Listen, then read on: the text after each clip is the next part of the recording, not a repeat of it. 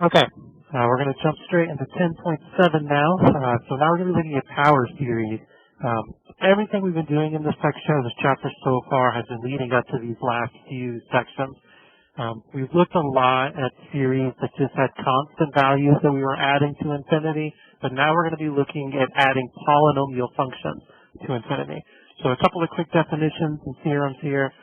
So just the definition of a power series. A power series about x equals 0 is a series of the form, and then it looks like this. So we have our infinite sum as n goes from 0 to infinity. We're going to have some constant values, and these are just any coefficients out in front, and then we're going to have these powers x to the n. So if we were to write out a few of these terms, I would just have a constant term out in front, plus a constant times x to the 1, plus a constant x squared, plus a constant x cubed, and then this will just keep going forever and ever and ever. So it's this infinite polynomial with coefficients, and then my power functions x to the power n. This is a definition of a power series that it's centered at 0. What it means to be centered at 0 is that this gives us values where x is close to 0, and it kind of messes up as x gets further away from 0. You can move this over slightly and look at power series about the constant x equals a instead.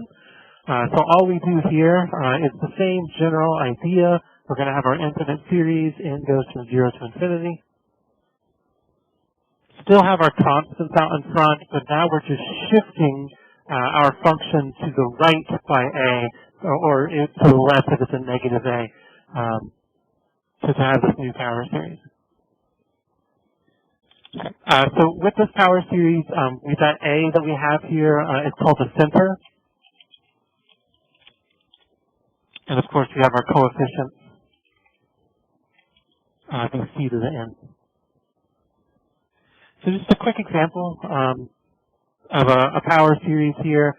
Let's look at the most basic power series that we can do. This will be the series n goes from 0 to infinity of just x to the n with 1s as coefficients out in front.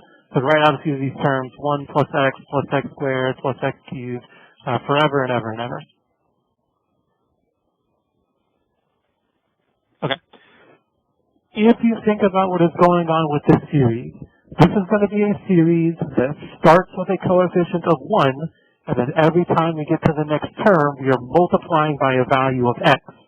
So this is really just a geometric series where the a value from the geometric series is 1, that's the constant that's in front of the series, and then our r value is going to be x. Technically, it should be the absolute value of x. Remember, we'll just label it as x then. Also remember with geometric series that it converges as long as the absolute value of r is less than 1. Thus, our series converges as long as that absolute value of x is less than 1. Not only do we know that it converges for a geometric series, but we know what it converges to. Recall the geometric series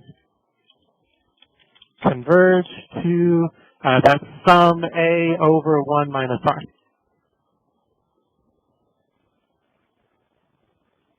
So for us, this particular series is going to converge to 1 over 1 minus, and remember that my r is now x. This is a very powerful thing that we just showed. What we just showed is that 1 over 1 minus x is the same thing as our infinite series, 1 plus x squared plus x cubed plus forever and ever and ever. We're going to use this a lot here in the next couple of sections.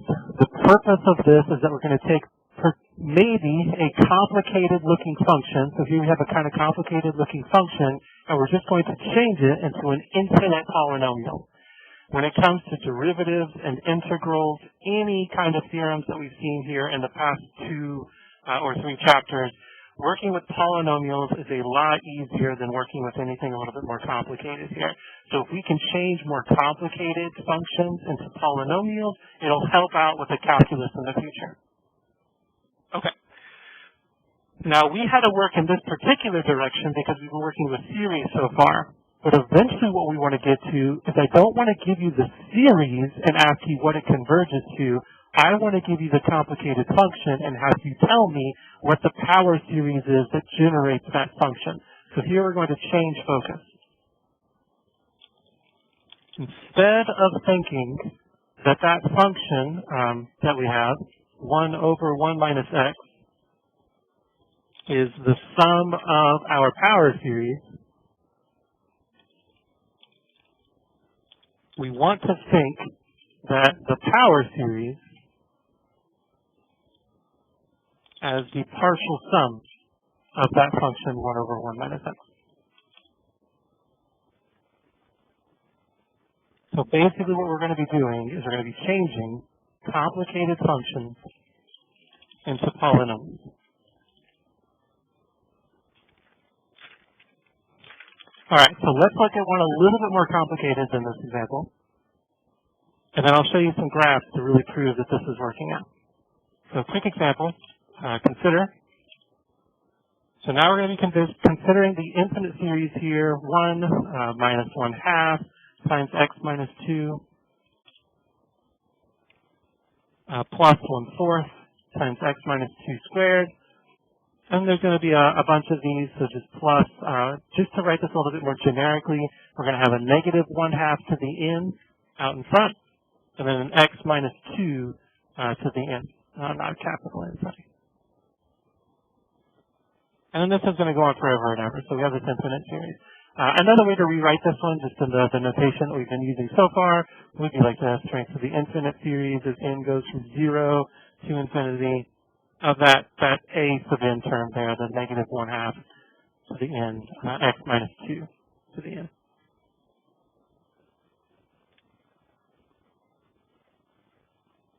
Okay. This is going to be a power series centered at positive 2 with the way that we have it written here. So we have our coefficient, these negative 1/2 to the n, and then we have our x minus a to the n out in front here. Okay. This is also a geometric series.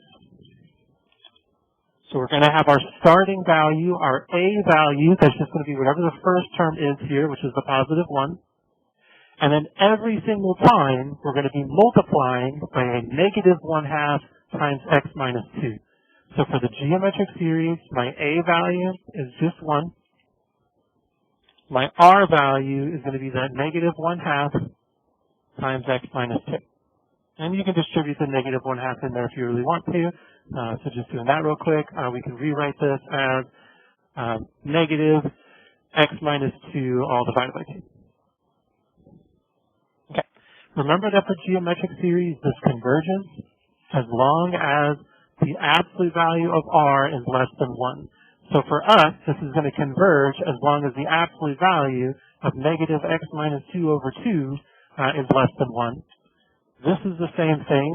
Because of the absolute value, that negative sign just disappears. And then any time you have an absolute value and a less than, this is where you want to squeeze. So we're going to squeeze x minus 2 over 2 in between negative 1 and positive 1.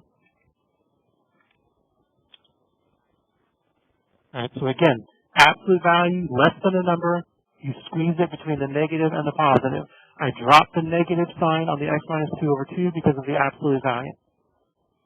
All right, to solve this, we're going to multiply by 2 on both sides and then add 2. So just to multiply by 2 on both sides, we'll get negative 2 is less than x minus 2 is less than 1, or positive 2, sorry. And then to add the 2 over, we get 0 is less than x is less than 4. This has a name to it, which we're going to get to in the next section, so just know that this is an important interval moving forward. All that matters to us for now is that this is the x values for which this infinite series converges. We have not found out what it converges to yet. All we know is that this only converges as long as my x is in between 0 and 4. To figure out what it converges to, remember this is where we want to do the a divided by 1 minus r. Our a is just 1. And we're going to divide that by 1 minus, we have to be a little bit careful here. Our R value is negative 1/2 times x minus 2. And then just solving this real quick, you play around with it. It shouldn't be too hard to see that this converges to 2 over x. So distribute, the double negatives here cancel out to be a positive 1/2. Distribute the 1/2 into there. You have to do a little bit of magic to cancel this out, but 2 over x should be the final answer there. If you want to, you can write out what we call the polynomials of the power series, and they're written like this. So p sub 0, this is a 0th polynomial. This would just be plugging 0 into my series up here, which would just give me the value 1. The next polynomial would be p sub 1. This would be plugging a 1 into my series up here, which would be getting the first 2 terms. So 1 minus the 1/2 times x minus 2. You want to think of these, remember, as being those partial sums from before.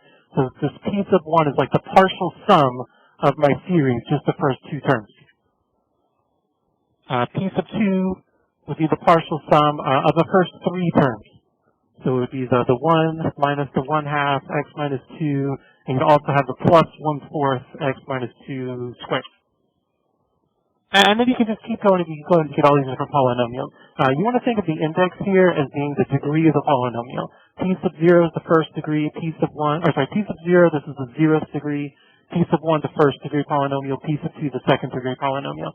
This, you want to think of as a partial sum of 2 over x. All right, I went into Desmos here, and I graphed this out a little bit. So this is the graph of the function that we know our sum goes to. It goes to this 2 over x function. This is our infinite series. All right, what I've graphed right now is that this is just that first polynomial p sub 0. So of course you just get a 1, so you just get that horizontal line. I'm going to play this, and as I play this, my a is going to keep increasing. So then you're going to see the first degree polynomial, the second, the third, and so on and so forth. And what you should notice is that my partial sums are eventually going to approach my 2 over x. But not everywhere. It is only going to approach it on that interval of convergence, which is in between 0 and 4. So all we care about is this section here between 0 and 4, and I want you to watch as the green line slowly starts becoming the blue line as my indexes increase. So I'm going to hit play. So notice that the higher the index, the better my graph starts to approach, but only between 0 and 4.